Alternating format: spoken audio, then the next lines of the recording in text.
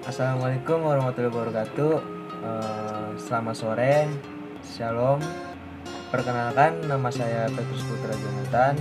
Saya mahasiswa Unsika, Prodi Pendidikan Jasmani, angkatan 2018. Dalam video ini, saya akan menjelaskan beberapa materi tentang tuas dan mungkin. Ini adalah tugas diberikan oleh Bung Ardawi dalam mata kuliah biomekanika olahraga. Untuk selanjutnya, saya akan menjelaskan pengertian dari tuas. Tuas adalah suatu mekanisme penggerak terhadap benda. Tuas ini juga bekerjanya itu berlawanan terhadap porosnya. Yang kedua ada pengungkit. Pengungkit adalah suatu alat mekanik untuk menghasilkan gerak berputar pada sumbu yang terdiri dari sumbu putar, titik pangkal, dan adanya gayanya juga tersebut. Dalam tuas ini ada 3 jenis, yaitu ada tuas kelas 1, tuas kelas 2, dan tuas kelas 3. Untuk tuas yang kelas 1 itu yaitu sumbu yang berputar, sumbu putar terletak antara gaya dan beban. Besarnya gaya yang melawan beban dapat terjadi segala kemungkinan. Terus tuas kelas 2 adalah beban yang terletak antara sumbu putar dan gaya.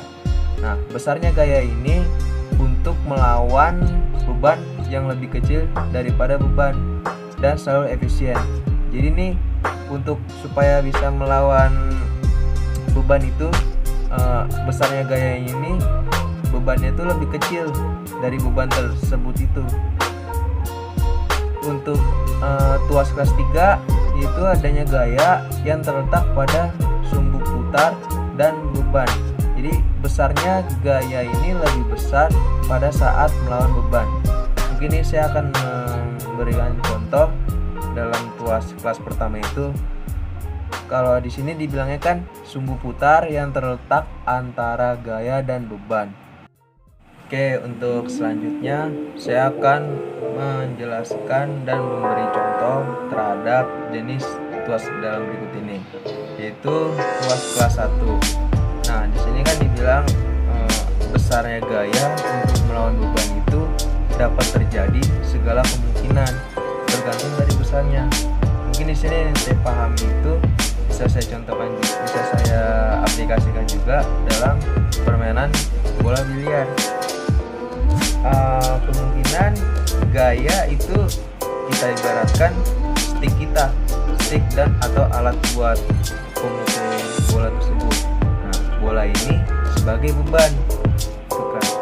Jadi kalau misalkan dari gaya kita itu kita membuatnya besar gaya itu, kemungkinan bola ini bisa melajunya lebih kencang.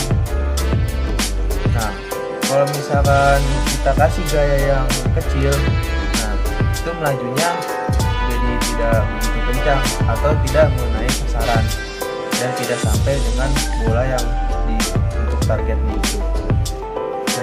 Untuk tuas kelas 2 ini saya contohkan juga. Di sini kan besarnya gaya untuk melawan beban itu selalu lebih kecil dari beban sendiri, karena pada tuas kelas 2 ini dia akan memastikan efisiennya. Ini saya aplikasi lagi tentang di permainan bola biliar. Jadi dalam permainan bola biliar itu ada beberapa macam pukulan. Pada saat kita break shoot itu pukulan benar-benar keras dengan stick yang berbeda. Di sini saya kasih contoh, kita memakai stick yang seperti biasanya dilakukan oleh awal pemula, yaitu stick untuk mengenai bola yang mengarahkan ke sasaran yang dekat. Jadi kita cuma memberikan gaya tuh kecil, tidak besar, tidak begitu terlalu kencang. Jadi gaya yang kecil itu udah bisa menyanggupi kemana titik bebannya itu yang bakal tersampai. Untuk tuas kelas 3, ini adanya besarnya gaya untuk melawan beban itu selalu lebih besar dari bebannya. Di sini mungkin kalau saya contohkan lagi dalam permainan bola biliar itu, jadi kan kita ada break shoot. Nah, break shoot itu dari keseluruhan bola itu kita bilanglah itu beban. Nah, dimana kita harus memecahkan semuanya. Yang tadinya segitiga itu, bola yang disusun segitiga itu harus bisa pecah. Dan gimana mungkin, bagaimana caranya, kita harus mempunyai kekuatan. Nah, kekuatan itu gaya kita sendiri. Gaya kita itu harus lebih besar atau seimbang. Jadi jika kekuatan kita lebih besar, kemungkinan itu bola yang disusun segitiga itu bisa berantakan semuanya ataupun masuk. Apabila kalau kita memberikan gaya lebih kecil, nah itu suatu kemungkinan bola yang segitiga itu tidak bakal pecah atau bubar. Mungkin itu saja yang bisa saya kasih contoh dalam pembelajaran tuas dan tungguk ini. Kurang lebihnya mohon maaf. Assalamualaikum warahmatullahi wabarakatuh. Selesai.